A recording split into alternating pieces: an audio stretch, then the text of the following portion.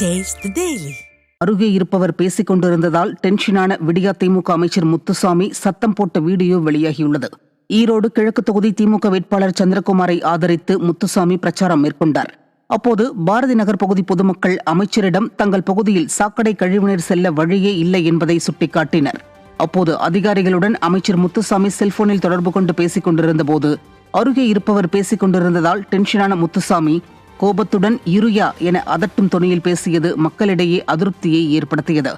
விடியா திமுக அமைச்சர்கள் மக்களை மதிக்காமல் அதிகார மமதையில் பேசுவதாக மக்கள் குற்றம் சாட்டுகின்றனர்.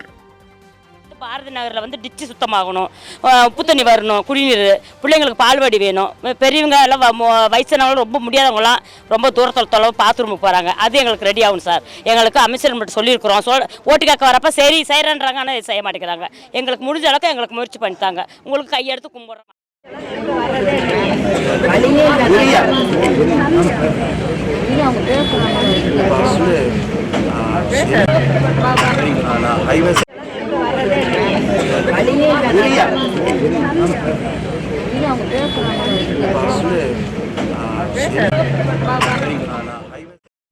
தூத்துக்குடி மாவட்டம் கோவில்பட்டியில் தொழிற்பேட்டை குடோனில் பதுக்கி வைக்கப்பட்டிருந்த சுமார் 28 டன் யூரியா மூட்டைகள் பறிமுதல் செய்யப்பட்டது பரபரப்பை ஏற்படுத்தியது. கோவில்பட்டி திட்டக்குளத்தில் உள்ள தொழிற்பேட்டை குடோன் ஒன்றில் யூரியா மூட்டைகள் பதுக்கி வைக்கப்பட்டு இருப்பதாக தகவல் கசிந்தது. விசாரணையில் அங்கு தலா 45 கிலோ எடை கொண்ட சுமார் 630 மூட்டைகளில் 28 டன் யூரியா இருந்தது தெரிய வந்தது. இதையடுத்து அவை பறிமுதல் செய்யப்பட்ட நிலையில் அவற்றை வைத்திருந்த வடக்கு திட்டக்குளத்தைச் சேர்ந்த திமுக நிர்வாகி ராஜ்குமார் மீது போலீஸ் எந்தவொரு நடவடிக்கையும் எடுக்கவில்லை. இந்த விவகாரத்தில் விடியா திமுக பிரமுகர்களுடன் அதிகாரிகளும் இணைந்து உர மூட்டைகளை பதுக்கி வைத்து கூடுதல் விலைக்கு விற்பதாக விவசாயிகள் குற்றம் சாட்டுகின்றனர். தீய சக்தி திமுகவின் ஸ்டாலின் ஆட்சியில் ஆளும் அதிகார திமிரில் திமுக நிர்வாகிகள் மக்கள் விரோத செயல்களில் ஈடுபடுவது தொடர்கதையாகி வருவதாக மக்கள் அதிருப்தி தெரிவிக்கின்றனர். சென்னை எழும்பூர் ராஜரத்தினம் ஸ்டேடியம் பகுதியில் மாற்றுத்திறனாளிகள் சட்ட பாதுகாப்பு சங்கம் சார்பில் மாற்றுத்திறனாளிகள் வாழ்க்கை தரம் உயர கொண்டு வந்த அரசாணைகளை செயல்பாட்டில் கொண்டுவர வலியுறுத்தி போராட்டம் நடைபெற்றது. இதைத் தொடர்ந்து செய்தியாளர்களுக்கு பேட்டியளித்த மாற்றுத்திறனாளிகள் சட்ட பாதுகாப்பு சங்க தலைவர் சண்முக சுந்தரம், மத்திய அரசு கொண்டு வந்த மாற்றுத்திறனாளிகள் பாதுகாப்பு சட்டம் தமிழ்நாட்டில் அமல்படுத்தப்படவில்லை என்றும் மாற்றுத்திறனாளிகளுக்கான பல்வேறு திட்டங்களில் ஆளும் கட்சியினர் அரசியல் தலையீடுகள் இருப்பதாகவும் குற்றம் சாட்டினர்.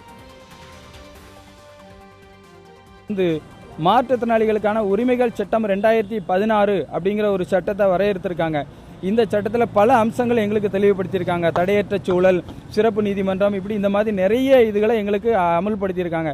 ஆனால் இந்த மாற்றுத்திறனாளிகள் உரிமைகள் சட்டம் 2016 இன்றளவும் தமிழ்நாட்டில் முழுமையாக நடைமுறை வரல. இது எங்களுக்கு மிகப்பெரிய வேதனையாக இருந்து கொண்டிருக்கிறது. இதை உடனடியாக தமிழக முதல்வர் அவர்கள் உடனடியாக நடைமுறைப்படுத்த வேண்டிய சூழலுக்கு தள்ளப்பட்டிருக்க வேண்டும். கோவை ரத்தினபுரி அருகே இரவு நேரத்தில் வீட்டில் ஆட்கள் இல்லாத போது வீடு இடிந்து விழுந்தது பரபரப்பானது. கடந்த ஓராண்டு காலமாக சங்கனூர் ஓடை கால்வாயை தோண்டி தூர்வாரும் பணிகள் நடைபெற்று வருகிறது. இந்த நிலையில் அட்கோ காலனி சங்கனூர் ஓடை அருகே கட்டப்பட்டிருந்த சுரேஷ் என்பவருக்கு சொந்தமான வீடு திடீரென இரவு நேரத்தில் இடிந்து விழுந்தது. இந்த சம்பவத்தின் போது வீட்டில் யாரும் இல்லாததால் அதிர்ஷ்டவசமாக சுரேஷ் குடும்பத்தினர் உயிர் தப்பினர். சங்கனூர் ஓடை தூர்வார அளவுக்கு அதிகமாக பள்ளம் தோண்டப்பட்டதே பல லட்சம் ரூபாய் மதிப்புள்ள வீடு திடீரென இடிந்து விழுவதற்கு காரணம் என கூறப்படுகிறது. ரத்தினபுரி அட்கோ காலனி பகுதியில் வீடு இடிந்து விழுந்தது பரபரப்பை ஏற்படுத்தியது.